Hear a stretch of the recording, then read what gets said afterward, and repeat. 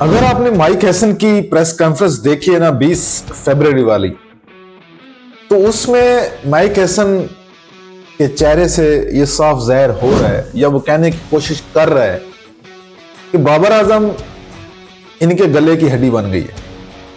मतलब समझ नहीं आ रही किस नंबर पे खिलाएं, कहां पे खिलाएं, और खिलाना भी है, ड्रॉप भी नहीं कर सकते।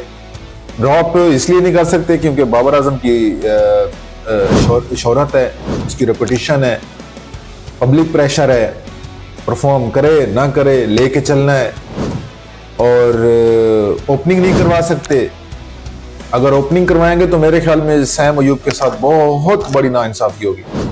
अच्छा, लोग कह रहे हैं कि बाबर आजम को ओपनिंग करवा दो और सैम अयूब को नंबर 6 पे भेज दो या 5 पे भेज दो।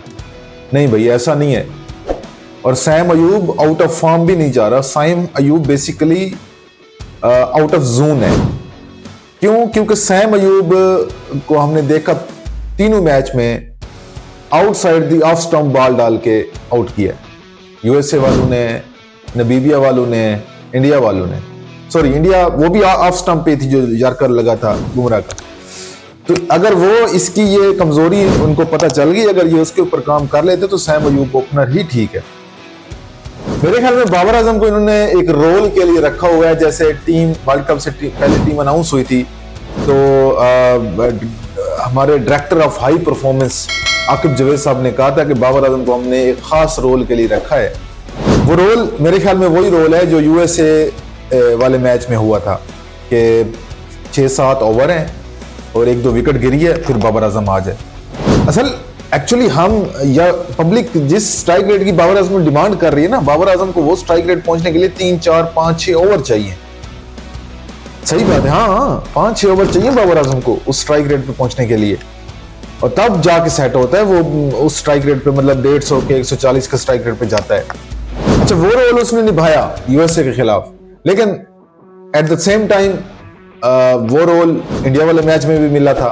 विकेट 2 गिर गई थी, बाबर आजम आया, बाबर आजम भी चला गया, वहां पे फ्लॉप हो गया।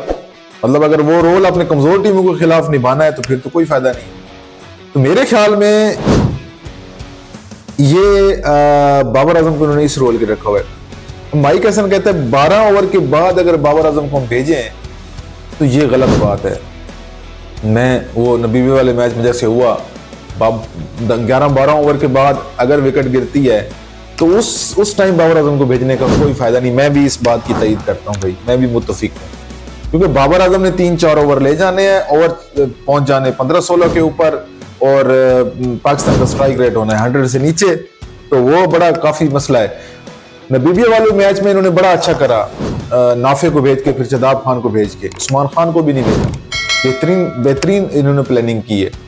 और जब 11-12 ओवर के बाद विकेट गिरती है दूसरी, तो बाबर आजम का नंबर 4था है, तो उस टाइम बाबर आजम को भेजने का कोई फायदा नहीं है। ये बिल्कुल बात ठीक है। बाबर आजम को जो रोल है ना वो वही है, 7-8 ओवर, मतलब पावर प्ले खत्म हो, 7-8 ओवर में अगर कोई विकेट गिरती है, चौथे नंबर पे बाबर आजम आ जाए और टीम को संभाल ले। मतलब विकेट भी रोकनी है, रन बॉल भी खेलना है, और एक एंड से पिटाई भी करनी है।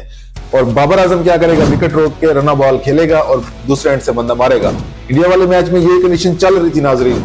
ये बदकिस्मती है, बाबर आजम आउट हुआ है क्योंकि उस्मान खान मार रहा था, बाबर आजम एक एंड से रन बॉल स्ट्राइक रोटेट कर रहा था, लेकिन बाबर आजम को पता नहीं क्या सूझी और वो शॉट खेलने चला गया अक्षर पटेल को और बोल्ड हो गया।